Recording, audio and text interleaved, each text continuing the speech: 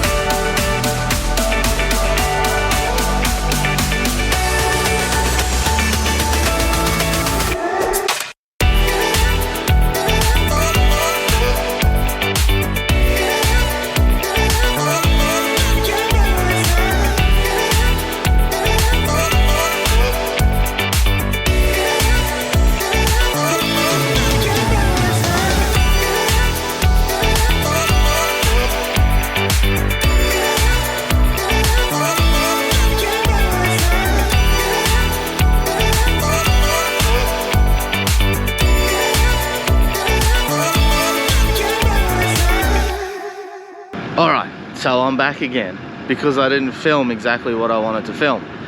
We've had so many cars come through at the same time, and I was like, yeah, sure, I filmed that, and I didn't. So what you've seen is where we're at to date, except for tray. So our gear has arrived from Boss Aluminium, and I'm going to show you guys what happens with that. And then after that, that's it, guys. That's all I filmed. So I'll be back in a second after this to have a chat about what we actually did on Ben's car, and that way it gets a bit more of an idea of the entire build, because unfortunately I didn't film enough, so I can't show you. But let's look at the next little clip, and then I'll come back and we'll have a chat about the car. Let's do it.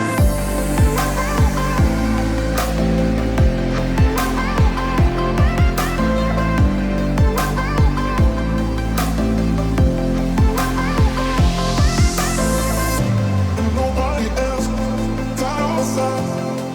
Right, so as you can see, we've got some gear from our friends at Boss Aluminium. These are some trays, canopies, and a rooftop tent. So what we're going to do is we've got 3 sandy torps coming right up. Now what I will do is probably show you guys in a couple of different episodes what happens along the way, but we've got 3 different vehicles that we've got trays, canopies, rooftops, all that type of stuff to do. So one is for Bart, one is for Daryl, and the other one is for Ben as well. Had to remember all the names. So that's what's going on. This looks like a rooftop to me. And then we've got another tray over here. Slimline canopy. Then we've got a tray over here. And then we've got the tray canopy coming a little bit later today as well. So excited, ready to get into these setups. This will be really cool.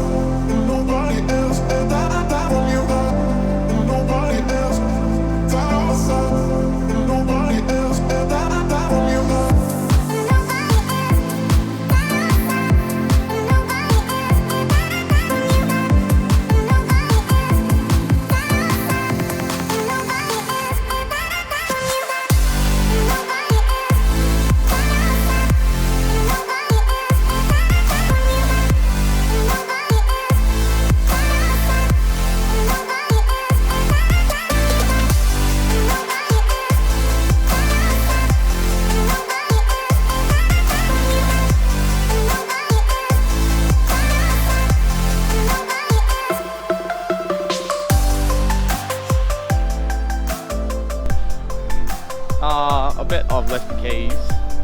Hang on a second. I left the keys in here.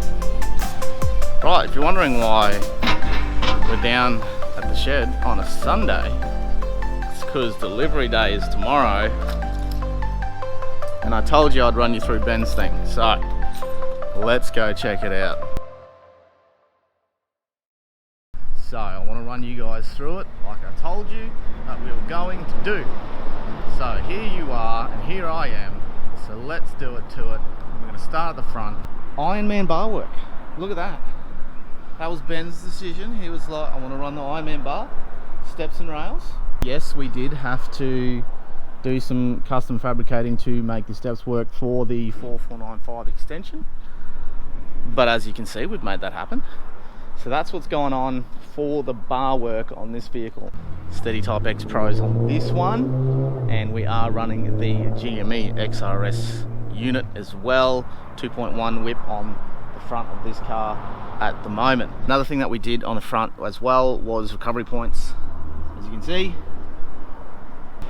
Let's talk the 4495 really quickly. As you guys would have seen us putting it together, it's just an absolute awesome bit of engineering. I love the 4495 system. The 300 extension, as you guys can see, just gives you that little bit more versatility, and it's great for how these things ride and drive. That little bit extra in the chassis makes all of the difference, especially if towing is definitely a thing that you do yourself all the time. I would just do this, do an extension or the 4495. It is the best way to go, especially for a tow vehicle. Let's talk suspension. Part of this 4495 that Ben did was King shocks as well. So remote res, very, very good option, especially when you are fluctuating your weight. Next gen clear views as well. These are the electric version, so the top glass is adjustable from in cab. I love these mirrors. I've running them for a very long time and they are absolutely fantastic. Another option that Ben has done is the auxiliary tank. Alright, so part of the 4495, which you probably would have seen as we were putting this together, is the Brown Davis rear tank. That's a part of the system. Because we have the J-Max chassis in the vehicle, they have incorporated the Brown Davis 185 tank to suit that. Ben's gone one step further as well. The 4495 now has another tank available from Brown Davis, which is the 115 litre auxiliary tank, which goes up the body of the chassis. So that is a lot of diesel, and I think it's a fantastic idea if you are doing massive trips. A really, really good option for weight distribution as well. Boss Aluminium M4 tray on the vehicle, flatbed. Ben's gone with his own canopy for this one. That is the same tray that I've got on my vehicle as well, except I've just got the headboard on mine rather than Ben's opted with no headboard. Great thing I like about these, trundle drawer, opted into this, under tray toolboxes, 2-piece guards on this one. Loving the Boss Aluminium gear. We do have a water tank underneath this thing as well, which is a gravity fed system on this one. Ben's utilised the whole 4495 chassis using the cradle for the rear winch as well, guys. So we've got 12,000 pound carbon winch in the rear, and I've got the 12,000 pounder in the front on the bar as well. A little bit of a towing package that we've set up for Ben also, so he's got his Anderson plugs there. Great thing about this package as well, you guys, is being the big chassis, it does upgrade your towing to 4 ton as well.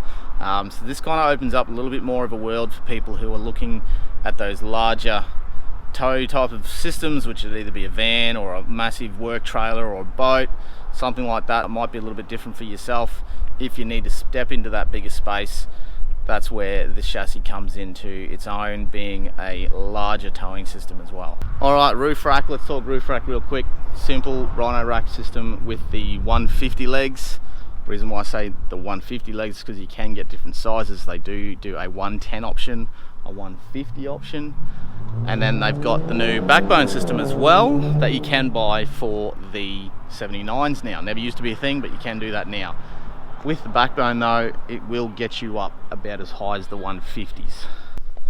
Safari ARMAX snorkel, and we've done the complete package on this vehicle, which includes the ARMAX snorkel, ARMAX ECU, and the ARMAX clutch as well. So that is a full package from Safari that we provide and that we install into the vehicles before they go out. I will show you. It has a 5 switch map select, which can all be on the fly. Let's have a quick squizzy. There she is down here. So as you are driving, you can either select from a sport mode or a tow mode. We do put a little sticker on the vehicle as well, which will pretty much run you through what it is, as you can see.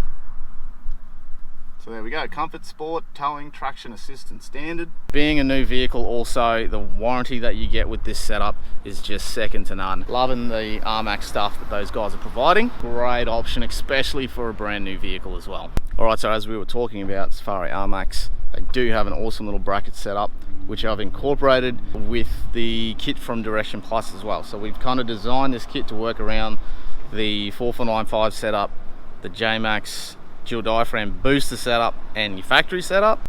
So BAW has been using Direction Plus since I basically started.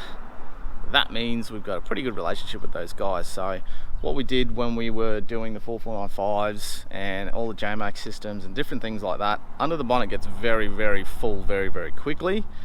So once we started to come on board with Safari and those guys to do their systems, their ECU was kind of in the way of everything else.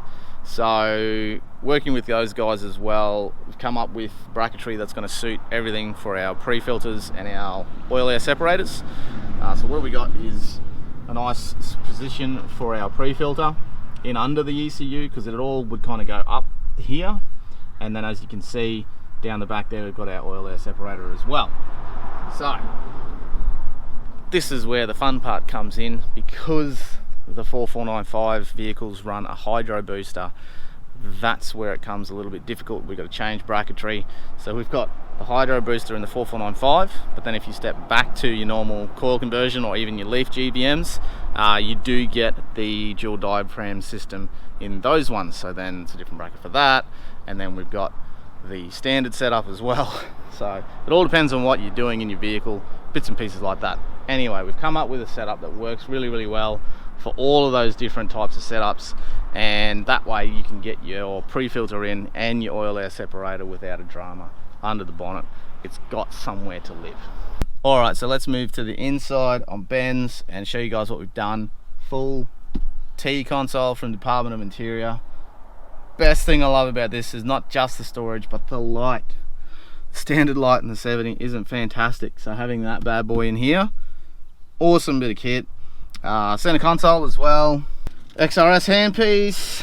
Now that's on a pass-through switch as well, guys, that I do use, so you can use it while you want to use it and then get rid of it if you don't.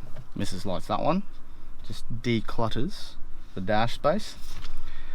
We do have some power outlets there. This is the fuel gauge for the auxiliary tank. So then we've got a main and an auxiliary on the switch there, and you can switch between your main tank and your auxiliary tank. Compressor, which I'll show you guys, is in the back of the vehicle, air up and down. We are utilizing the Airbag Man system for that. There's our gauge there for the bags, and we've got a dual voltmeter there as well for him to keep an eye on under bonnet battery and dual battery setup when he goes down that road. Kenwood head unit as well. I love the floating deck. This is the same one that I've got in my vehicle. 10.1 inch head unit, full HD display, guys.